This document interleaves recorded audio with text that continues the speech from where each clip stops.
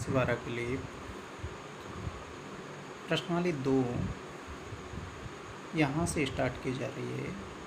तो प्रश्नावली 2 को स्टार्ट करने के लिए कुछ इसका बेस बनाना अनिवार्य होता है। तो शुरू में प्रतिलोम वृत्तीय फलन जब हम यहाँ स्टार्ट कर रहे हैं तो इसका थोड़ा सा बेस है। यदि हम साइन थीटा को x के बराबर माने तो theta is equal to sine inverse x, जिसे साइन इनवर्स x के रूप में पढ़ते हैं।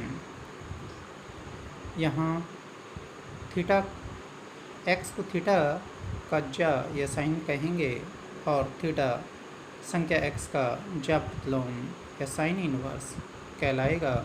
इसी प्रकार अन्य त्रिकोणमितीय फलन cos tan, cot sec, cosec theta हैं, जिनकी प्रतिलोम वृत्तीय फलन cos inverse, tan inverse, cot inverse, sec inverse और cosec इनवर्स होते हैं। और इसमें जो महत्वपूर्ण ध्यान रखने योग्य पॉइंट इस प्रकार से हैं, टिप्पणी के रूप में नीचे लिखे गए हैं। Sine inverse x, cos inverse x फलनों में -1 घात नहीं है। इसे केवल प्रतिलोम फलन के संकेत रूप में प्रयोग किया जाता है, क्योंकि साइन एक्स की पावर -1 इजकल टू होता है 1/sin x। अतः साइन इनवर्स एक्स बराबर साइन इनवर्स या साइन एक्स की पावर -1, ये इक्वल नहीं है दोनों के। सेकंड पॉइंट ये ध्यान रखना है कि साइन इनवर्स एक्स एक कोण को व्यक्त करता है, जबकि साइन थीटा एक संख्या को यहाँ पर व्यक्त करता है जहाँ थीटा एक कोण है। फिर आते हैं प्रतिलोम वृत्तीय फलनों की व्यापक मान या general values. Sine theta is equal to sine theta यानी साइन का जो मुख्य मान यहाँ पर जनरल मान है व्यापक रूप में, उसे ज्ञात करने का सूत्र होता है, पहले भी पढ़ चुके हैं अपन इसको, कि साइन n पाई प्लस -1 की पावर n इंटू थीटा के रूप में, जहाँ पर n जो है अवयव है z का, z यहाँ पूर्णांक संख्याओं का एक समुच्चय है, और थीटा इजकल टू यहाँ पर साइन इनवर्स x से निरूपित करते हैं इसको।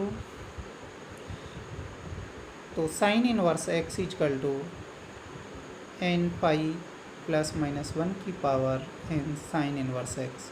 ये साइन इनवर्स x का व्यापक मान ज्ञात करने का सूत्र है। इसी प्रकार कॉट इनवर्स x का व्यापक मान ज्ञात करने का सूत्र है n pi plus cot inverse x है, कॉस इनवर्स x बराबर 2n pi plus minus cos inverse x for all n अवयव है z का। इसी प्रकार सेक इनवर्स x का जो व्यापक मान ज्ञात करने का सूत्र है 2n pi plus minus sec inverse x for all n belong कर रहा है z में।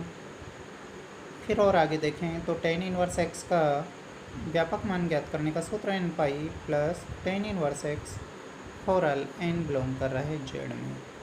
Cosec inverse x is equal to होता है n पाई प्लस -1 की power n cosec inverse x for all, यहाँ भी n अवयव हैं z में से ही, अर्थात प्रत्येक के लिए यहाँ जो n घातांक रूप में है वो मान हमारा z में से ही लिया गया है, अर्थात पूर्णांक संख्याओं के समुच्चय से लिया गया है। और इसमें भी जो विशेष ध्यान रखने योग्य पॉइंट हैं, पहला, जब कोई व्युत्क्रम फलन अंग्रेजी की बड़े अक्षर या कैपिटल लेटर से लिखा जाए तो वो हमेशा व्यापक मान को ही दर्शाता है। अब आते हैं आगे मुख्य मान पर।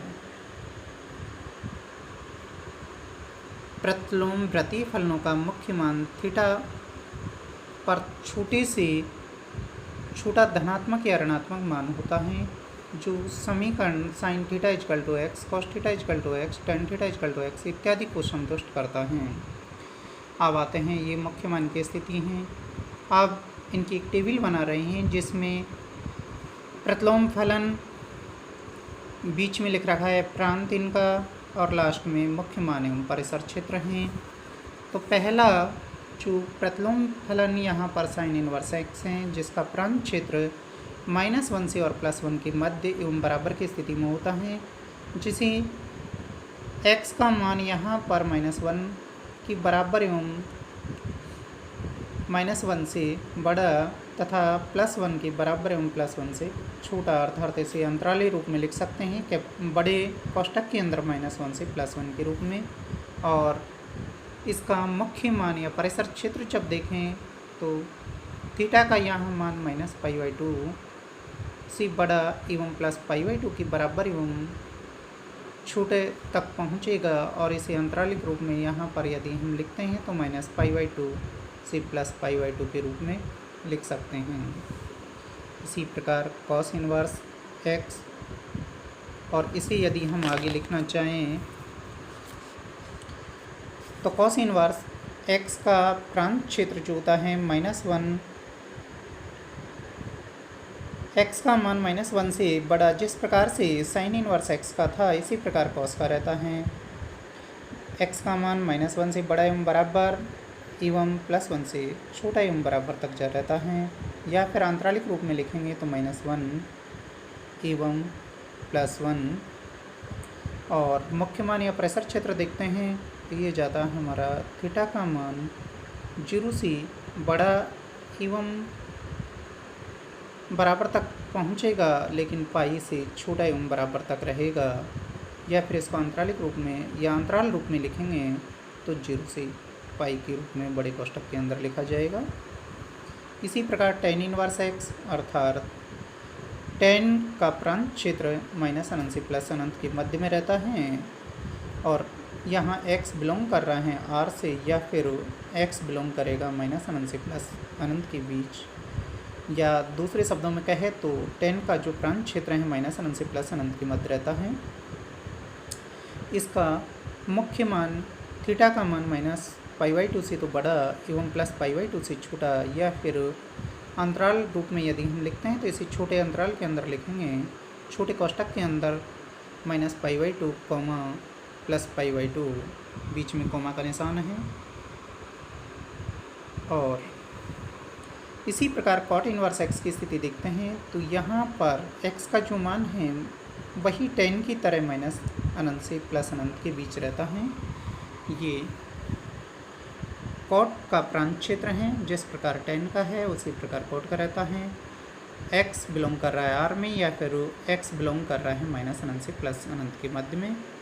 और थीटा की स्थिति यहाँ पर अलग होती है, tan में -π/2 से +π/2 के मध्य रहती है, जबकि cot इनवर्स x के अंदर यहाँ जो थीटा है वो 0 से और पाई के मध्य रहता है, जिसे अंतराल रूप में यदि लिखें तो छोटे कोष्ठक के अंदर 0 और पाई के रूप में लिखेंगे।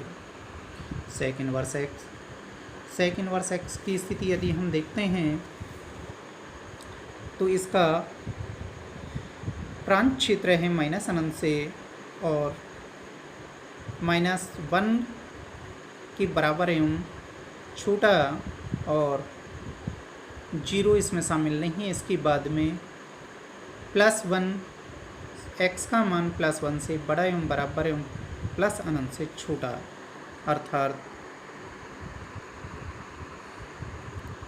इसकी जो रेंज सीमा यहाँ पर बनती हैं -अनंत x का मान -अनंत से तो बड़ा एवं -1 से छोटा एवं बराबर तक पहुँच सकता है, और यहाँ प्लस रूप में दोनों मानों को जोड़ने के लिए यहाँ यूनियन का प्रयोग किया जाता है।